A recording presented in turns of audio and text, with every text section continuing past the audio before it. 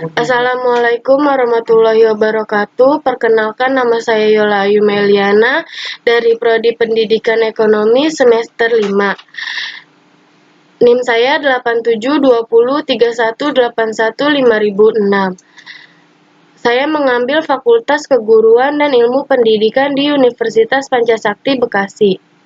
Dan di sini saya mengambil mata kuliah Ekonomi Syariah dengan dosen pengampu Pak Darmawan Magister Manajemen. Di sini saya akan menjelaskan tentang sejarah ekonomi Islam di zaman Rasulullah. Secara umum, ekonomi adalah perilaku manusia yang berhubungan dengan bagaimana proses dan cara memperoleh dan mendayagunakan produk, distribusi, dan konsumsi. Ekonomi berkaitan dengan perilaku manusia yang didasarkan pada landasan serta prinsip-prinsip yang menjadi dasar acuan. Ilmu ekonomi Islam sebagai sebuah studi ilmu pengetahuan modern baru yang muncul pada tahun 1970-an. Akan tetapi, pemikiran tentang ekonomi Islam telah muncul sejak Islam itu diturunkan melalui Nabi Muhammad. Rujukan atau landasan utamanya adalah Al-Quran dan hadis. Pemikiran ekonomi Islam muncul bersamaan dengan diturunkannya Al-Quran dan pada masa kehidupan Rasulullah, pada abad 6 hingga awal abad 7 Masehi. Di sini lanjutannya banyak hal-hal strategis yang dilakukan Rasulullah dalam masyarakat baru di Madinah, khususnya tentang perekonomiannya, antara lain sebagai berikut: menyusun sistem pertahanan Madinah, membuat konstitusi negara, mengeluarkan hak dan kewajiban bagi warga negaranya, menciptakan kedamaian dalam negara, meletakkan dasar-dasar sistem keuangan negara. Secara garis besar, ketentuan dan kebijakan ekonomi pada masa Rasulullah adalah sebagai berikut. Yang pertama, kekuasaan tertinggi adalah milik Allah dan Allah adalah pemilik absolut atas semua yang ada. Yang kedua, manusia merupakan pemimpin atau khalifah Allah di muka bumi. Yang ketiga, semua yang dimiliki dan didapatkan oleh manusia adalah karena seizin Allah.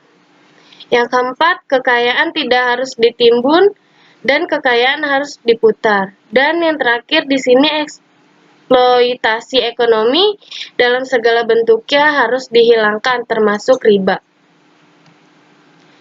Di sini saya akan menjelaskan bagaimana Anda menyikapi ekonomi Islam zaman Rasulullah dengan saat ini. Pada masa Rasulullah, Islam memberikan ruang yang sangat luas bagi perkembangan ekonomian. Salah satu prinsip dasar dalam muamalah adalah bahwa segala sesuatu hukumnya mubah, kecuali jika ada dalil yang mengharamkannya, menjadi pendorong utama inovasi ekonomi yang mempercepat pertumbuhan ekonomi Islam. Dan pada masa ini, masyarakat mencapai taraf kesejahteraan yang tinggi yang semakin bertambah pada masa Umar bin Abdul Aziz. Terus di sini, jelaskan pendapat Anda tentang peran negara dalam ekonomi Islam. Dalam ekonomi Islam, negara bertugas dan bertanggung jawab untuk menegakkan keadilan dalam ekonomi. Tugas lainnya yang sangat urgent adalah mencegah terjadinya kezaliman dengan berbagai bentuknya dan wajib menindak para pelanggar hukum di bidang ekonomi. Terus di sini contohnya, pembelian pakaian akan menyebabkan hak kepemilikan dan penggunaan barang berpindah kepada orang yang membelinya. Barang ini umumnya diupayakan sendiri oleh masing-masing orang.